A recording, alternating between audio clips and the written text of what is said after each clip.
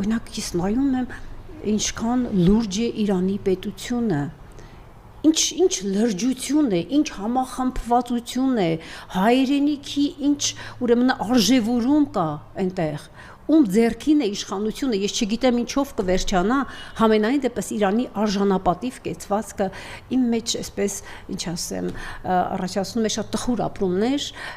երբ նայում ես թե ովքեր են մեր երկրի ճակատագիրը տնօրինողները, սա է բոլորի հետևից հասնելու է, բոլորի այդ քպեականները այդպես որ ծառայում են այդ դեմքի արտահայտություններով, հանկարծ չմտածեն, ես երբեմն տպավորություն ունեմ, որ վաղ թե ուշ սա փախնելու է եւ իրենք ինքնաթիռում իրենց տեղն են ուղղակի ապահովում։ Եկեղեցուն գանք,